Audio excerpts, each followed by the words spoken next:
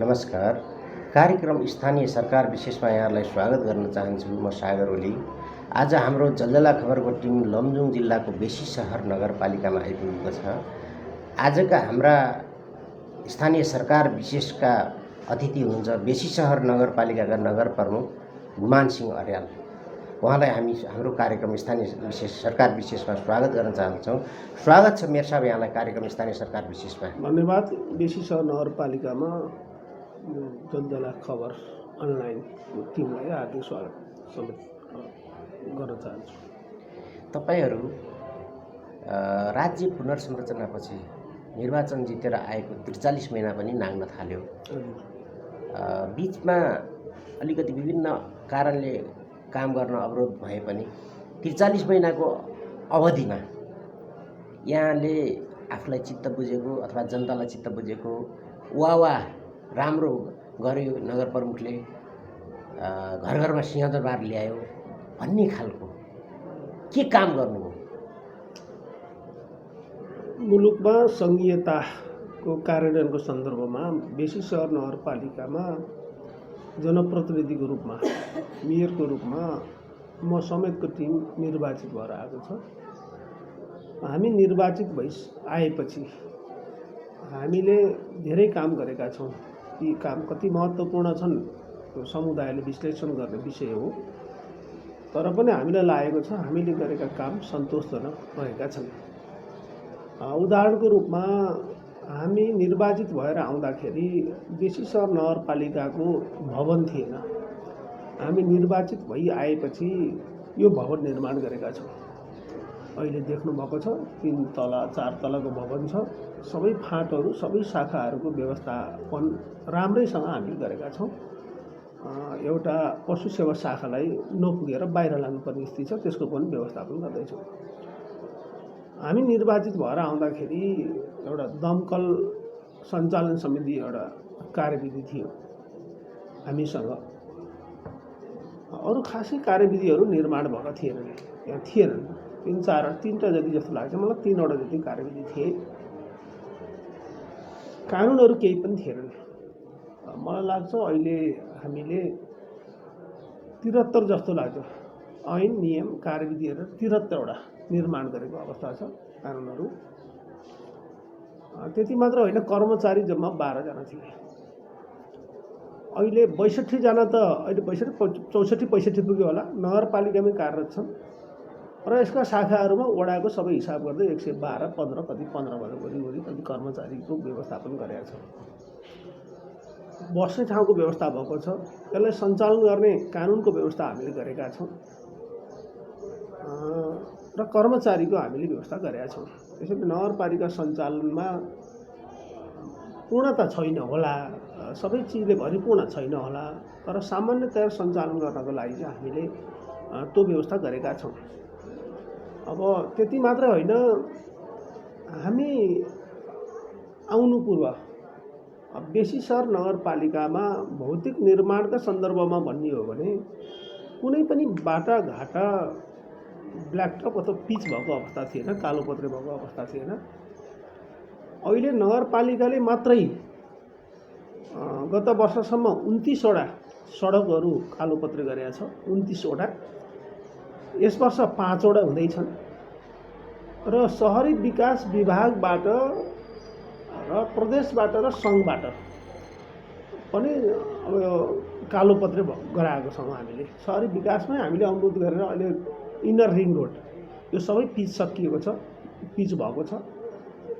हाम्रै पहलमा outer ring रोडको ट्र्याक ओपन गरेका छौँ। आउटर रिङ रोड सबै वार्डलाई छुने गरेर 11वटै वार्डलाई छुने गरेर एउटा रिङ रोड बनाएका छौँ, त्यो ट्र्याक ओपन भएको छ।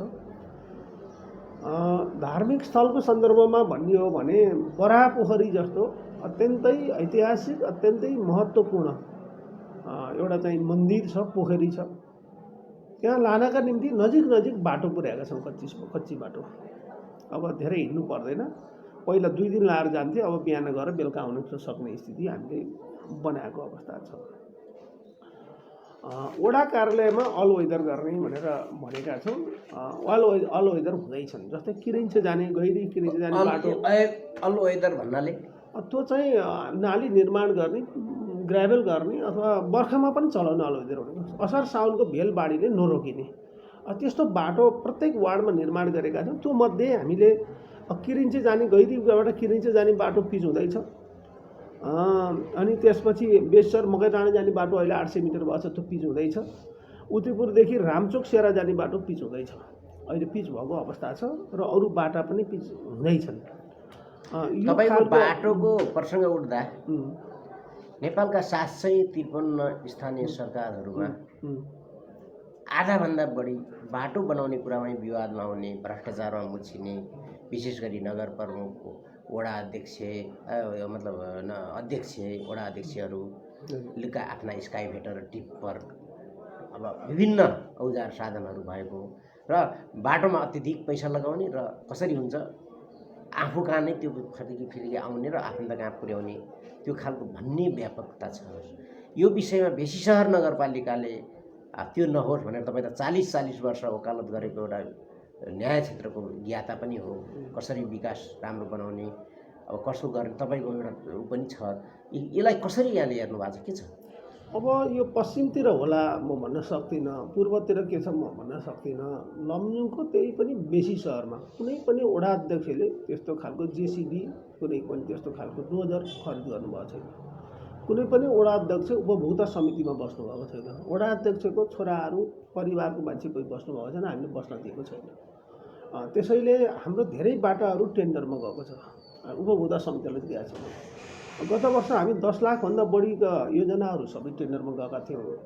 टेन्डरमा जाँदा पनि ठेकेदारबाट काम भएन, लकडाउनको बहाना बनाएर भर्खर सकिँदैछन् हाम्रो काम। अहिले पनि हामीले निरन्तरता दियौँ, छोड्न भएन। अहिले निरन्तर रूपमा काम हुँदैछ, सकिँदैछ। यहीँ जानुभयो भने कन्तिर एउटा मञ्च छ, खुल्ला मञ्च, केही पनि थिएन, 2टा छोत्रा घर थिए, ती भत्काएर जिल्ला प्रशासन कार्यालयमा जाने, जिल्ला प्रहरी कार्यालयमा जाने बाटो हामीले एङ्गल हालेर त्यो चाहिँ सिमेन्टको एङ्गल हालेर छुट्टै बनाइदिएर त्यहाँ चाहिँ हामीले व्यवस्थित ढङ्गले निर्माण गर्दैछौँ। त्यो भवन, त्यो हल, त्यो जुन सभा हल जुन छ नि त्यसको हामीले निर्माण गरिरहेको छौँ। अनि गत वर्ष 40 लाख छुट्याएका थियौँ, यसपटक 35 लाख छ। हामी त्यो व्यवस्थित ढङ्गले अगाडि बढ्छ। त्यसैले बाटाघाटामा जनप्रतिनिधि काहीँ मुछिएको, जनप्रतिनिधिलाई त्यहाँ चाहिँ संलग्नता गराएको त्यो छैन। हाम्रो यहाँ भ्रष्टाचार भइदिएको छैन। पहिलो वर्ष शून्य बेरोजी थियो, हाम्रो कति पनि थिएन बेरोजी। गत वर्ष कति फर्काउन पर्ने पैसा 16 लाख जति छ जम्मा, बेसी सहर नगरपालिकाको देखाउनु त करोड देखाउनु, त्यो नियमित गर्न पर्ने 16 लाख पनि कस्तो छ भने भ्रष्टाचार गरेको रकम छैन। उदाहरणको रूपमा प्राविधिकहरूलाई हामी वार्डमा खटिनु पर्ने मासिक भत्ता तोकेका थियौँ, 5,000, 6,000, 7,000 मासिक। उहाँले त्यहीँ जानुपर्ने। अब टिएडिएफ दिनुभन्दा नगरपालिकालाई त्यसले फाइदा हुने भयो हुनाले मासिक भत्ता तोकेका थियौँ हामीले। त्यस्तो भत्ता बेरोजी आयो। यस्तै खालका जस्तै डिपिआर गऱ्यो अनि हामीले चाहिँ 1 किलोमिटरको यति भनेर तोकेका थियौँ। मलाई लाग्छ 30,000 कति तोकेका थियौँ। त्यो तोकेका थियौँ 17 किलोमिटर भनेर पहिले सम्झौता भएर छ, तर नाप्दै जाँदै 21 किलोमिटर भयो। 21 किलोमिटरको भुक्तानी दिन पर्यो। त्यो चाहिँ अब 4 किलोमिटरको चाहिँ पैसा थप्नु पऱ्यो। त्यस्तो खालको बेरोजी आएको छ। सोझै भ्रष्टाचार गरेको, यो चाहिँ अनियमितता गरेको, यो चाहिँ अब नक्कली भनौँ न, नक्कली खालका कृत्रिम खालका कागजहरू बनाएको, यो फिर्ता गर्न पर्ने भन्ने छैन। हाम्रो नियमित गर्न मिल्ने खालका बेरोजगार आएका छन्। त्यसैले बेसी सहर नगरपालिकामा जनप्रतिनिधि कुनै पनि भ्रष्टाचारमा मुछिएको छैन। म त यहाँलाई के निवेदन गर्न चाहन्छु, अहिलेसम्म कुनै पनि सामाजिक सञ्जालले कसैले पनि यहाँका लोकल पत्र पत्रिकाले बेसी सहर नगरपालिकाको यो ठाउँमा भ्रष्टाचार भयो भनेर लेखेको अवस्था छ। अहिले पनि खोजेर हेर्नुहुन्छ भने त पाउनु। त्यसो भएर हाम्रो यहाँ चाहिँ जनप्रतिनिधिले भ्रष्टाचार गरेका छैन, अनियमितता गरेका छैन, न कर्मचारीले गरेका छन्, न जनप्रतिनिधिले गरेका छन्। हामीले यसमा निगरानी राखेका छौँ। हामी अत्यन्तै सचेत छौँ, सतर्क छौँ, यो हुन दिँदैनौँ। तपाईँ बेसी सहर नगरपालिकाको नगर प्रमुख मेयर, धेरै जनताले भोट हालेर जिताएको, आशा र भरोसाको केन्द्रबिन्दु, लामो समय वकालत गरेको एउटा वकिल, सफल वकिल भन्नु पऱ्यो होइन? यस्तो मान्छे नगर प्रमुख हुनुहुन्छ। अत्यधिक जनजातिको बस्ती भएको ठाउँ हो यो। संजोगवश अहिले नै तपाईँहरूको यही ठाउँका मान्छे नेपाली सेनाका प्रधान सेनापति पनि हुनुहुन्छ। क्षेत्रीय बाहुन त यस्ता भए, तर अब यो प्रदेशका मुख्यमन्त्री पनि जनजाति हुनुहुन्छ हुन त, तर सबै मुख्यमन्त्री र सबै प्रधान सेनापति सबै मेयर हुने खालको त हुँदैन। विशेष गरी अलिकति जनजातिका मान्छेहरूले उही लाउरेमा जाने, खासै नपढेरै जानुपर्ने, भारतीय सेनामा जानुपर्ने त्यो खालको देखिन्छ। तपाईँ आइसकेपछि त्यो चिजलाई उ गर्नलाई नेपालमै सबै प्रधान सेनापति अथवा अफिसर हुन् अथवा वकिल बनुन्, नेपाल सरकारको निजामती कर्मचारीका प्रशासन प्रमुख बनुन्, जनजातिका छोरा गुरुङ मगर के छ यहाँ जनजातिहरू, त्यस्तोको लागि कस्तो खालको शिक्षा नीति ल्याएर आउनु तपाईँ? यो जनजाति पनि ठाउँ अनुसारको हुँदो रहेछ भन्नुहोस्। यहाँले सोच्नु होला रुकुम रोल्पाको जस्तो, गोर्खा र धादिङको जस्तो सोच्नु होला। लमजुङको जनजाति त्यो अवस्थामा छैन। लमजुङको जनजाति यो 10 नम्बरमा जानुहुन्छ भने उहाँहरूले चाहिँ अलैँची खेती गर्नुहुन्छ। करोडौँको अनुजाति तामाङहरू हुन्छ, करोडौँको अलैँची खेती। गुरुङहरू हुन्छ, उहाँहरूले भनेको कुरो सत्य हो। हङकङतिर ब्रिटिस आर्मीमा जागिर खानुहुन्छ, अमेरिका, जापान, अस्ट्रेलिया सबै त्यहाँ जानुहुन्छ। यहाँ बस्ने मान्छेले पनि गाई गोठ, भैँसी गोठ, बाख्रा गोठ पाल्नु भएको छ र तरकारी खेतीहरू गर्नुभएको छ। म अझ बेसी सरको सन्दर्भमा केन्द्रित गर्छु। र यहाँ जो जनजातिहरू रहनु भएको छ, जनजातिहरू लगायतको भनौँ न, योजना बनाउँदा समग्र बनाउनु पऱ्यो नि। जनजातिको लागि पनि हाम्रो छुट्टै बजेट त हुनै भयो, त्यो थोरै मात्रामा हुन्छ, सीमित मात्रामा हुन्छ। तर योजना बनाउँदा समग्र बनाउनु परेको छ। जस्तै हामीले तरकारी खेती गर्छौँ भने सिलिपोनी गत वर्ष 400 बाँड्यो, अहिले पनि बाँड्दैछ। त्यो टनेल बनाउने थाई टनेल गत वर्ष बाँड्यो। बजेट बराबरको बाँड्नु भयो यहाँहरूले? मलाई 3-4 लाख जति बाँड्यो होला। जो 400 बाँड्यो, कति हिसाब गरेर कति आउँछ बाँड्यो। गत वर्ष ट्र्याक्टर मात्रै 111 बाँड्यो, अहिले 79वटा बाँड्यो। जनजाति अरू सबैलाई बाँड्यो, जनजाति नेपाल सबैले बाँड्यो, जसले चाहन्छ। गत वर्ष जसले माग्यो सबैले। कस्तो खालको दिनुभयो? त्यो त इन्डियन खालको दियौँ, राम्रै खालको दियौँ। हाते ट्र्याक्टर अहिले पनि हाते ट्र्याक्टर दिएका छौँ। त्यो हाते ट्र्याक्टर पनि हामी मूल्यमा बार्गेनिङ गर्छौँ। हामी किनेर ल्याइदिन्छौँ, उनीहरूलाई चाहिँ हामीले 28,000 चाहिँ अनुदान दिन्छौँ। किसानले यही किन्छन्, 3 थरी ल्याएको छ। हामी कम्पनीसँग बार्गेनिङ गर्छौँ। कम्पनीसँग हामीले अहिले चाहिँ जुन 60,000 कति पैसा उनीहरूले लाउनु पर्ने? 32,000 उनीहरूले लान्छन्। 28,000 50,000 हुन्छ। 50,000मा 25,000 उनीहरूको, 25,000 हाम्रो। गत वर्ष 28,000 हाम्रो, उनीहरूको 28,000 थियो। अहिले 60,000को ट्र्याक्टर भयो हुनाले 32,000 उनीहरूको, 28,000 हाम्रो। 70,000को उहाँले किन्नुहुन्छ भने 42,000 उहाँले हाल्नुहुन्छ। 3 थरीको उहाँले ठुलो सानो रोजेर लान पाउनुहुन्छ। यो ट्र्याक्टरमा अनुदान दिन्छौँ हामीले। किन दिएको भन्दाखेरि चाहिँ टेन्डर गऱ्यो, भ्रष्टाचार हुने के हुने, सोझै जनताले नै अनुदान दियो। ट्र्याक्टरको पनि घटाएर हामीले अहिले 60,000मा किनेको ट्र्याक्टर उहाँले सम्झौता देखाए अनुसार चाहिँ 67,000मा बेच्नुभयो। यो नीलकण्ठतिर गर्दा त्यो मैले यस्तो सम्भव तपाईँले पैसा कहीँ पनि खर्च गरेर पर्दैन। तपाईँले किसानलाई छोड्ने हो, ल कति घर धुन्छ खर्च भन्दाखेरि त्यो हिले चक्का ल्याउनु भएर रहेछ। त्योभन्दा 56,000मा म छिनिएको थियो। त्यो हिले चक्का त हामीले गत वर्ष 7-8 हजारमा किनेको थियौँ। त्यसो भए यतिमा होला हुँदैन भनेपछि हामी हुन्छ भनेर आउनुभयो। चितवनको पार्टी आएको छ। अहिले पनि तपाईँ हेर्नुहुन्छ चौरमा ट्र्याक्टरहरू देख्नुहुन्छ, बाँडेर सकिसक्यो। अब 8-10वटा पाइन्छ। त्यसैले हामीले अहिले पनि विदेशबाट फर्किएकालाई भनेर थाई टनल भनेर 15वटा छुट्याएका थियौँ। दरखास्त आह्वान गरेको 7वटा मात्रै पऱ्यो। अरू हामीले 30वटा, अब हामीले छुट्टै, अब अरू 45वटा हामीले छुट्टै थाई टनलको व्यवस्था पनि गरेका छौँ। अब हामीले बोयर जातका र बिटल जातका बोका पनि वितरण गरेका छौँ। वार्डले पनि वितरण गर्छ आफैले। जस्तै 9 नम्बर वार्डले 21-22वटा त त्यो पठ्याङ्ग्रीहरू बाँड्यो, 21-22वटा त ब्याड बोकाहरू बाँड्यो। यस्तै सबै वार्डले बाँडेका छन्। नगरपालिकाले पनि बाँड्छ। नगरपालिकाले ब्याड बोकाहरू बाँडेका छौँ। भेडाको खोर, बाख्राको खोर अहिलेसम्म यो वर्ष शुद्ध 40वटा भन्दा बढीलाई, 42-45 होला, त्यो बाख्राको खोर मात्रै बनाएको छौँ हामीले। बाख्राको खोर 40,000 दिएका छौँ। अरू उहाँले बनाउनु छ। बाख्रा 20वटा बाख्रा पाल्नुपर्छ। हामीले फेरि त्यसै दिँदैनौँ। त्यसै दिएर 4वटा बाख्रा पाल्न दिँदैनौँ हामीले। 20वटा बाख्रा पाल्नुपर्छ, 5वटा भैँसी पाल्नुपर्छ, 3वटा दुहुना चाहिन्छ। हामी भगाएर बनाइन्छ, किनभने व्यावसायिक भएन क्या। व्यवसायिक कसरी बनाउने? व्यावसायिक बनाउन सकेन त्यसले चाहिँ समाजको चाहिँ आर्थिक वृद्धिमा चाहिँ सपोर्ट गर्छ। आफैले खानाको लागि अब 1 माना दुध दुहेर त अर्थ राख्दैन त्यसले। त्यसैले भैँसी पनि 3वटा दुहुना चाहिने, बाख्रा पनि 20वटा चाहिने। र केही नभएकालाई वार्डले पठ्याङ्ग्रीहरू बाँड्ने, बोयर बोकाहरू बाँड्ने, यो कामहरू हामीले गरेका छौँ। अहिले राँगा पनि बाँड्ने कार्यक्रम छ, राँगा पनि दिने कार्यक्रम छ बिहारको निम्ति। त्यसैले चाहिँ हामीले जनजातिहरूका निम्ति भनेर चाहिँ यस्तै काम हो, यस्तै हामीले गरे यस्तै कामहरू गरिरहेको अवस्था छ। हामी शिक्षा क्षेत्रबाट एकैचोटि कृषि क्षेत्रमा गयौँ। मैले स्पेसल रूपमा यहाँलाई भन्नुहोस्। अब तपाईँहरू आइसकेपछि शिक्षा क्षेत्रमा कस्तो नीति ल्याउनु हो? पहिलेभन्दा अबका पढ्ने बच्चाहरूले व्यवहारिक शिक्षा जस्तो एउटा अहिलेको शिक्षा हाम्रो योभन्दा अहिलेसम्म चलिरहेको भनौँ न, त्यस्तो शिक्षा कस्तो छ? +2 पास गरेको छ तर एउटा आफ्नो नागरिकता बनाउनु पर्यो हो, बच्चालाई जिल्ला प्रशासन कार्यालयमा पठाउनु भयो अथवा अहिले तपाईँहरूकै अफिसमा आयो भने +2 पास गरेको बच्चाले नेपालीमा खर्र श्रीमान नगर प्रमुखज्यू बेसर नगरपालिका फलानु नागरिकता पाऊँ भनेर आफ्नो त्यो व्यवहार लेखेर नागरिकता माग्न सक्दैन। यस्तो शिक्षा नहोस् भन्नलाई, एउटा त्यो कालो पोतो लागेको जस्तो शिक्षा, अव्यवहारिक शिक्षा नहोस् भन्नलाई व्यवहारिक शिक्षाको लागि नयाँ नीति कस्तो ल्याउनु भयो? यो त नगरपालिकाले ल्याएर मात्रै हुँदैन, सम्भव छैन। यहाँले सबै अब नेपाल घुम्नुभएको छ, यो राष्ट्रिय नै अब घर घरमा सिंहदरबार नीति त तपाईँ एउटा सरकार प्रमुख शिक्षा मन्त्रालय, शिक्षा त संस्कृति मन्त्रालयले यसको व्यवस्था गर्नुपर्छ। अब हामीले त प्राविधिक शिक्षा भन्ने छ चिठीमा हामी 10 लाख 5 लाख अनुदान दिन्छौँ छुट्टै टिचर फाल्नको लागि होइन, पैसा दिएर मात्रै होइन, तपाईँ त सरकार प्रमुख हो नि यहाँ। ओभरसियर पढायो त ओभरसियर थियो त हामी आइसी खोले हो त, प्राविधिक शिक्षा खोलियो त त्यहाँ। प्राविधिक शिक्षा स्थानीय पाठ्यक्रम हामीले बनायौँ, स्थानीय पाठ्यक्रम बनायौँ। त्यहाँ चाहिँ तपाईँको चाहिँ कम्प्युटरहरू दिएको छन् कम्प्युटरहरू, त्यो कम्प्युटर बाहेक फेरि अरू छ, तपाईँ कम्प्युटर वितरण गरेको छ।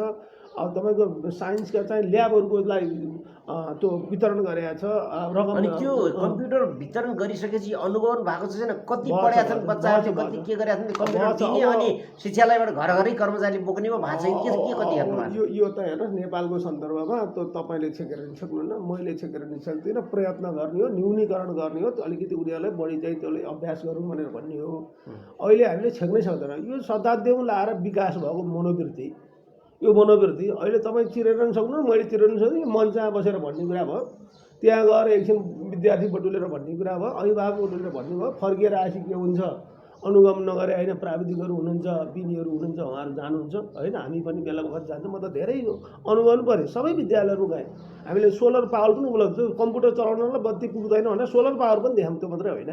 त्यो फेरि माविमा देखाउँ है, मावि र निमावि, प्राविमा देखाएन, किनभने 2टा विद्यार्थी लिएर बस्या 2टा टिचर, अब त्यहाँ के को सोलर पावर दिनु, के को कम्प्युटर दिनु, तै पनि प्राविमा भोट गर्छ भनेर त्यो 2टा विद्यार्थी 2टा टिचरमा पनि स्कुल मर्ज गर्नु भएको छ। सकिँदैन, मर्ज गर्नलाई मान्दैन गाउँले। आएर अस्ति चाहिँ एउटा विद्यार्थी मर्ज गर्न लागेको, गाउँले हुँदै साधु साधु भन्छ होइन यस्तो त यो हुन्छ। अब त्यो 2टा विद्यार्थीले पढ्न भोट गर्छ भनेर नगर्नु त्यो पनि होइन, 2टा विद्यार्थी त्यहाँबाट आउठा पढ्नलाई 1.5 घन्टा लाग्छ। अब क्या हुन्छ पढ्ने पाउने कि नपाउने, खाँचे भन्ने जानुपर्छ 2 घन्टा लाग्छ। त्यो स्कुल सञ्चालन अनि त्यहाँबाट पागरीकी हुनुहुन्छ 2 घन्टा लाग्छ। त्यो 6 वर्षको बालकलाई पागरीकी लगाएर पढाउने कि खाँचे लगाएर पढाउने कि जा भन्ने कि नभन्ने एउटा कुरा।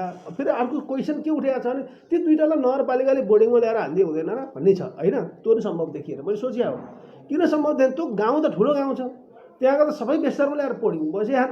जब 2टा विद्यार्थीलाई हामीले चाहिँ मासिक 10,000 को दरले दिने 20,000 दर दिने भन्यो भने त्यो गामका अर्को 100जना विद्यार्थीले हामीले 20,000 चाहिन्छ। हामी जनजातिकै छोरा हौँ, तामाङकै छोरा हौँ, गुरुङकै छोरा हौँ, चेपाङकै छोरा हौँ, हामीले किन नपाउने? उसले पल्लो घरकोले चाहिँ 2टा विद्यार्थीले अनुदानका आधारमा बोर्डिङमा पढ्छ भने अथवा सरकारी स्कुलमा बजारमा पढ्छ भने हामी पनि त्यही कामको पाउनुपर्छ भनेर आउने। तपाईँ सक्नुहुन्छ सक्नुहुन्न? सम्भव छैन, सम्भव छैन। सोच्यौँ हामीले त्यो 2टा विद्यार्थी स्कुल बन्द गर्ने, लिएर यहाँ राख्ने भन्दाखेरि त्यो गाउँका त 100जना पढ्न आउँछ नि यहाँ त।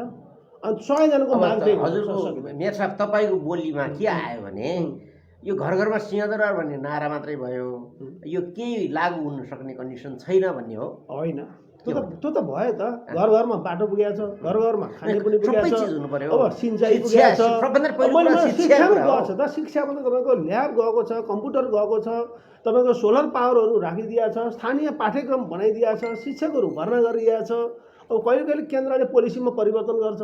अहिले भइरहेको शिक्षकहरूलाई बागलुङ पठाउनुपर्छ भनेर आयो हाम्रो। 22जना शिक्षक बढी भयो, दरबन्दीभन्दा बढी उसले तोक्या दरबन्दीभन्दा। अब 22जना यहाँ शिक्षक पुगेका छैनन्, मागेका छन् स्कुलले, 22जना बाहिर पठाउनु पर्छ, नभए तलब रोक्छु भने चिठी आयो। तपाईँ के गर्नुहुन्छ? कसरी चल्नुहुन्छ? 22जना पठाउनु पर्छ, पठाउँ भने यहाँ घरपाई मिलाएर बसेका छन्। कहाँ बागलुङ पठाउनुहुन्छ, म्याग्दी कहाँ पठाउनुहुन्छ? यहीँ राख्यौँ भने तलब रोक्का गर्ने भनेर माथिबाट आयो। अब टिचरहरूको व्यवस्थापन कसरी गर्ने? अब यहाँ गाउँतिर जाने कुरामा तपाईँ अहिले पनि घरपाई मिलाएर बसेका शिक्षकहरू बाली लाउने भन्छन् नि। 38 वर्ष भयो, 2 वर्ष बाली लाएर 40 वर्ष पुर्याएर निक्लिन्छु भन्छ। त्यो एकदम त्यो चाहिँ त्यहाँ ज्वरो गाडेर बसेको छ उसले, कसैलाई टेर्दैन उसले, न मन्त्री टेर्छ, न सांसद चिन्छ, न मेयर टेर्छ। र त्यो गाममा जान्छ, स्कुलमा गएर प्रार्थना पनि गर्दैन, उसले चाहिँ ड्रेस पनि लाउनु भन्दैन, उसले चाहिँ त्यहाँ राष्ट्रिय गान पनि गाउँदैन। अलिकति पेलेर गयो भने म 2 महिनापछि चाहिँ यो पेन्सन लिन्छु भन्छ, छोडिदिएपछि फेरि अलिक पछि लाएर हिँड्न सक्दैन एउटै। पछि लाएर हिँड्न सकिने कुरा पनि हुँदैन, दैनिक हिँड्न सकिँदैन। तर त्यो हेर्ने भने शिक्षा शाखाले हेर्ने त्यस्ता खालका विद्यालय कति छन् तपाईँहरूकोमा? 10-12 वटा दुईटा विद्यार्थी, दुईटा टिचर होला, 8-10 वटा छन् त्यस्तो विद्यालयहरू। विद्या भने 4-5 वटा नाम त आउँछ नि, 10-12 वटाको निरीक्षण गर्न जाँदा 2-3 4 5 वटा 6 वटा यही हो। नाम पठाउँदा 10-12 वटा आए पनि निरीक्षण गर्दा 2टा मास्टर, 3टा मास्टर, 4 वटा विद्यार्थी यस्तो छ। त्यस्तो पनि छन्, 4 वटा त छैन, 2टा विद्यार्थी छन्, 2टा मास्टर नभए 2टा विद्यार्थी छन्, एउटा मास्टर छ। त्यो मर्जा गर्न सक्ने स्थानीय सरकार अथवा नगर प्रमुखले गर्न सक्ने कन्डिसन छँदै छैन। गर्न सकिन्छ, अब गर्ने होइन कि त्यहीँको मान्छे फर्काएर त्यही स्कुललाई व्यवस्थित गरेर जानुपर्छ। जनताले पाएको सुविधा खोज्ने कुरा हुन्छ र, खोज्ने कुरा हुन्छ र। स्कुल चाहिँ 2 घन्टा पर जानुपर्छ, 2टा गरेको बच्चा अन्त बजार ल्याएर पढाउन सकेन, त्यसलाई त्यहाँ शिक्षक दिएर कहाँ गएर पढ्छ? 2 घन्टा गएर 6 वर्ष बच्चा पढ्नुपर्छ, आमाले बोकेर लगेर पढाएर सकिन्छ? सम्भव छैन। त्यसरी त्यो 2टाले सुविधा पाउँछ भने राखिदिने भनेर एकजना शिक्षक खटाइदिएको छ, एकजनाले पढाउनुहुन्छ, एकजनाले 4-5 जना विद्यार्थी स्याहार्छ, 2जना 4जना पढाउनुहुन्छ। सकिहाल्छ त ग्रेट टिचिङ रुममा, सक्न पऱ्यो नि, त्यही हो। अनि बेसी सहर बजार त अब सुरक्षित पानी छानीको व्यवस्थापन होला, तर कुना कन्दरा पहाड ढोका बोकेर वल्लो डाँडाबाट पल्लो डाँडा पानी भर्न जाने कुरालाई कसरी म्यानेज गर्नु? त्यस्तो छ। हाम्रो केही वार्ड 1 घर 1 धारा छ, ward number 1, ward number 2, ward number 3 होइन, कहीँ 2-4 घर बाँकी होला, अलिक केही घर बाँकी होला। Ward number 7, ward number 8, ward number 9, ward number 4 र 5 पनि हो। कति घरमा त्यस्तो खालको समस्या छ अहिले? त्यहाँ भन्दा केही पानीको स्रोत नभएर वार्ड नम्बर 11 चिते 4500 त्यहाँ जनसङ्ख्या मतदाताहरू छन् भन्ने त्यो होइन, झन्डै 4000 कति घर धेरै नै छन्। अब त्यहाँ चाहिँ पानी योजना छ, करोडको परेको छ, अब मुहान छैन, लिफ्टिङ गरेर सम्भव छैन। अब हामीले यो अहिले चाहिँ उहाँ चिसा पानी भन्ने ठाउँमा लिफ्टिङ गर्दैछौँ, लिफ्टिङ गर्ने ठाउँमा मागेका छौँ। हामीले जो नयाँ गाउँ भन्ने ठाउँमा लिफ्टिङ गऱ्यौँ, वार्ड नम्बर 1 होइन, लिफ्टिङ गऱ्यौँ, कहीँ त लिफ्टिङ गरे हाम्रो जम्मै ठाउँमा लिफ्टिङ गर्न सक्ने अवस्था छैन। अब खानेपानी 11मा पनि स्रोत राम्रो छैन, 10मा पनि करिब पुगेको छ, कहीँ अलिअलि बाँकी छ। 6 नम्बरमा पनि पैसा परेको छ, कराई खोला खानेपानी योजना भन्ने परेको छ, त्यहाँ पनि पानी त धेरैले खाएको छन्, केही ठाउँमा चाहिँ छैन, मकै डाँडा भन्ने ठाउँमा छैन। अन्य त झन् 1 घर 1 धारा जस्तो छ। कहीँ गाउँको एउटा बस्तीमा चाहिँ 1 घर 1 धारा पुगेको छैन, स्रोतको कारणले पनि पुगेको छैन। 150-200 घरमा अहिलेसम्म ढोका बोकेर वल्लो डाँडा पल्लो डाँडा, ढोका त होइन, नजिक त गइहाल्छ नि, पानी त खानु नि जान्छ अरे। अब कहीँ उसमा 1 घर 1 धारा छैन, त्यो गाउँको बिचमा त धारा त छ त, अस्थायी भने नि ल्याएर खाएको छन् त। ढोका त बोक्नै पऱ्यो पहाडमा। सार्वजनिक धारा त छन्, ल्याएर पानी त खाएको छन्, तर घरैमा बजारको जस्तो प्रत्येक कोठा पानी धारा छैन, सम्भव पनि छैन। डोकै बोक्ने त त्यस्तो छैन, खासै डोकै बोक्ने त्यस्तो छैन होला, कोही त्यस्तो परे होला, अलि पर जानुपर्ने, डोकै बोक्ने छैन। नभए नगरपालिकाले पाइप बाँडेर पाइप जोडेर ल्याएर घरै ल्याउनु। उकालो माथि टापुमा पाइपबाट कसरी पानी जान्छ? हजुर, ढोका पुग्नु त्यो त सानोतिनो मूल त हुन्छ नि, त्यो त खोज्दा ठुलो मूल पनि आयो त, खोलो पाइएन, ठुलो पाइपमा ल्याउनु पाइएन। गाउँतिर हिजोका मूलहरू त ल्याएन नि त, पाइप 1 इन्चीका, 1.5 इन्चीका, 2 इन्चीका, कुल मिलाएर सार्वजनिक धाराहरू बाँडेका छौँ, पानी खानमा जनतालाई दुःख छैन। अलिअलि त छ त, दुःख त छ, आइरहेको छ नि त। पाइपमा त अहिले भर्खर आयो 1500 मिटर माग्नलाई, कसरी आयो भन्दा 5 लाख पैसा हालिदिएको छ, गाउँसम्म पाइप गयो। अब हाम्रो प्रत्येक घर लाने हामी पैसा हाल्दैन, सुन्नुभयो नि तपाईँ 5000 उठायो, उनीहरू प्रत्येक घर लाने पाइप माग्न आउनु, प्रत्येक घर लाने पाइप, त्यो सेन्टरमा लगेर हुँदैन, त्यो आफ्नो घर लाने पाइप नै नगरपालिकाले हालिदिनुपर्छ। हो, त्यो नपुग्या हो। अहिले भर्खर हजुरकै अगाडि आएको थियो त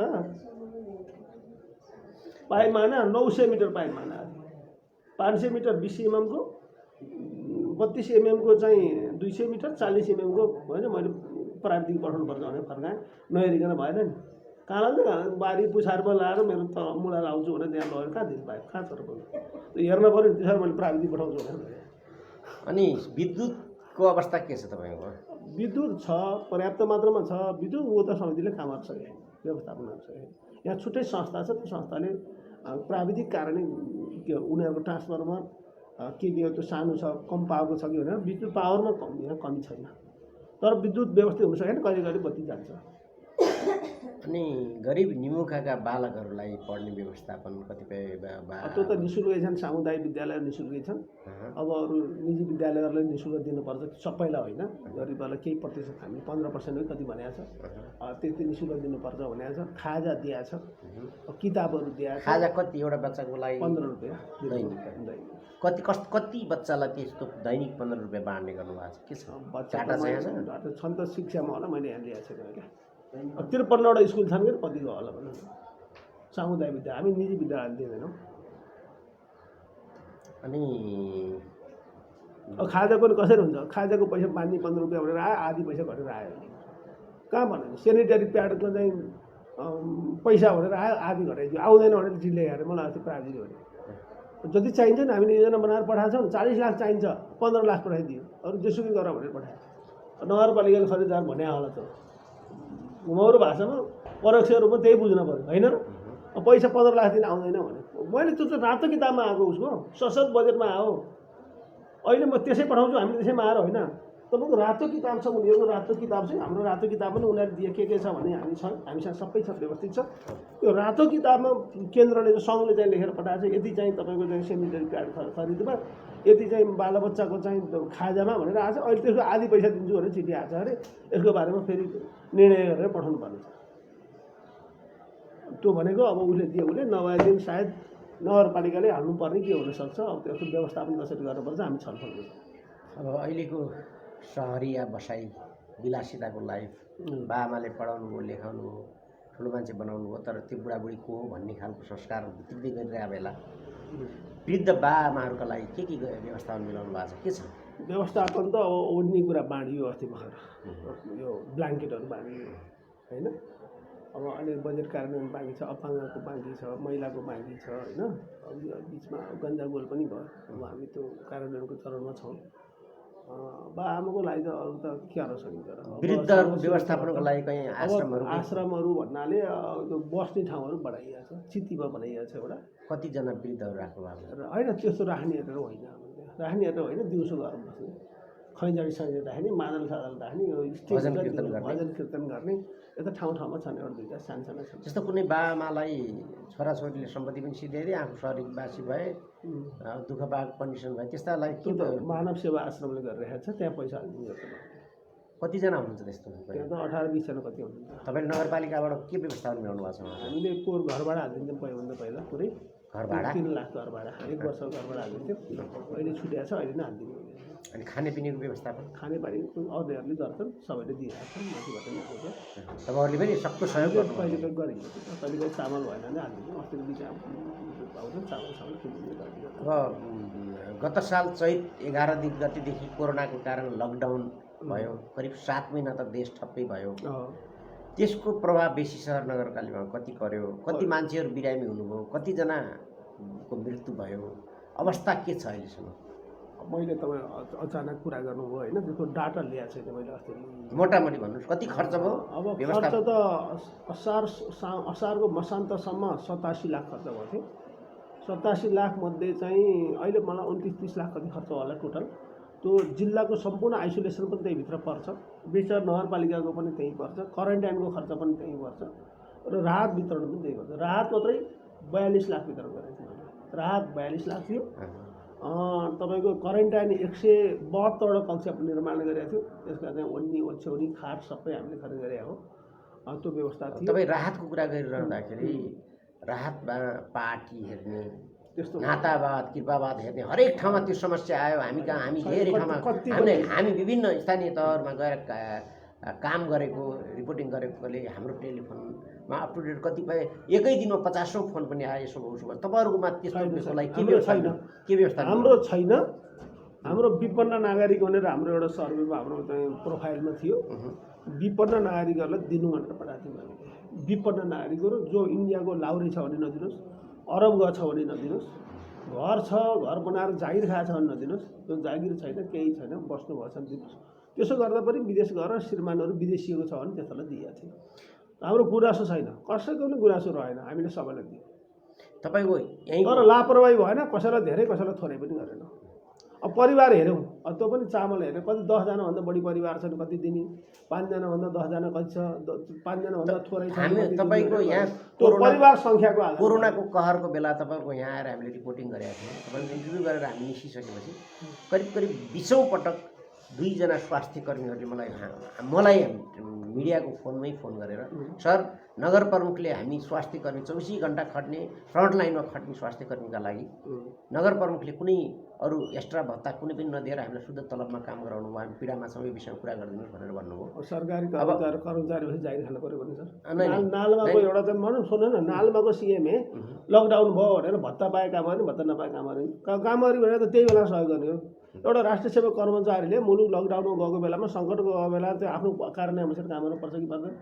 म मेयरले पर्छ कि पर्दैन? मैले खाएको छु म बिहानदेखि बेलुका छ म पोजिटिभ हो के हो भन्नु दिइसकेँ पैसा दिइसकेँ त अरूले दिए जस्तो लाख दिइनँ मैले किन्दैन बढी नानीले 20-25 हजार पाएछ पुरै लकडाउनभरिको कहाँ पाउँछ त कहर पाउने 25-30 हजारसम्म पाएछ कहिले 5,000 कहिले 3,000 कारले यसो म आएको ढोकामा बसिरहेको छ त कसले दिन्छ त 20,000 30,000 मैले त्यसै खाएको छु म बसिरहेको छु के खाएको मैले हामी जनताकै पक्षमा लडिरह भिडिरह हाम्रो चाहिँ 60-65 जना जनप्रतिनिधि गाम घुमिरहेका छन् सचेतना कार्यक्रम गरेका छन् कोरोनाबाट बच्नुहोस् हात धुनुहोस् भनेर हिँड्नुभएको छ राहत बुझाउन लिएर न 2 पैसा त खाएन त उनीहरू त खाएन नि त अनि त्यहाँ त कर्मचारीले गर्नुपर्छ पर्दैन त्यो त गुनासो धेरैपल्ट गर्नुभयो मैले नगर प्रमुख दियो त्यसपछि पैसा लए तर धेरै हुँदैन ल लिएर आउनुहोस् दिएन 20 लाखभित्र बजेट बनाएर ल्याउनुहोस् भने मैले तपाईँलाई यहाँ करोड छैन हामीसँग 30 लाख छुट्टी आएको छ अब चाहिँ कोरोनाको व्यवस्थापनको लागि अब कर्मचारीलाई हामी यस्ता लाख बाँडेर हिँड्दैन 20 लाख तपाईँलाई पैसा दिइन्छ 20 लाखले कुन कर्मचारीले कति दिनुपर्छ लिएर आउनुहोस् भनेपछि लिएर आएपछि पासेर दिन्छ। फ्रन्ट लाइनमा हामीलाई हरेक बेला सहयोग गर्ने सुरक्षाकर्मीहरूको लागि के व्यवस्था मिलाउनु भएको थियो? केही छैन अरू हाम्रो नगर प्रहरी हो तिनीहरूलाई त्यो भत्ता दिएछ होइन अरू कर्मचारीले के दिन्छ सेनिटाइजर दिएछ मास्कहरू दिएछ के दिने अरू अन्तमा के भन्न चाहनुहुन्छ अहिले?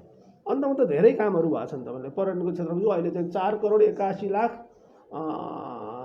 4,421मा चाहिँ टेन्डर हुँदैछ गढीमा एउटा चाहिँ पार्क सहितको एउटा पार्क यहाँ ठुलो पार्क बन्दैछ करोड रुपियाँको अब मलाई लाग्छ यो वर्ष नभए पनि आगामी वर्षको सुरुवातमै यो उद्घाटन हुन्छ त्यो उद्घाटन एउटा गेट बनाएका छौँ खर्कछानाहरू सबै हटाएछ कुनै खर्कछाना छैनन् अब अहिले आएको पैसा अलिकति पैसा केन्द्रबाट दिएको छ पुरा हाम्रा पैसाले चाहिँ खर्कछाना सबै हटाएको थियो अब अहिले चाहिँ विपन्नका पुराना थोत्रा टिनहरू हटाउँछौँ यसबाट घटाउँछौँ हामी कामहरू त धेरै भएछ त काम नभएको त छँदै छैन यो खालको सङ्घीयता योभन्दा 15 वर्ष आएको भएदेखि मुलुक कहाँ पुग्यो थाहा छैन मैले यो सरकारले भन्न नि खोज्या होइन मैले जुनसुकै सरकार भए पनि जुनसुकै पार्टीले जिते पनि मुलुक अर्कै ठाउँमा जान्थ्यो तपाईँ हेर्न जानुहोस् यहाँ सोध्न जानुहोस् अहिले जुनसुकै तपाईँ बेसरमा आएपछि चोकबाट भित्र पस्नुहोस् ढलान छ यो चप्पल लिएर हिँड्यो मै पनि चप्पल लिएर हिँड्यो 3 वर्ष अगाडि सबै दुनियाँ चप्पल लिएर हिँड्थ्यो पानी आएपछि लतारिएर हिँड्थ्यो अहिले जानुहोस् सबै ढलान अलिकति केन्द्रीय राजनीतितिर जाउँ यो केन्द्रको भाँड भैलोलाई यहाँले कसरी हेर्नु मैले बुझेकै छैन के भन्न चाहन्छु जे भन्छ नि त्यही तपाईँ पनि कानुनको विद्यार्थी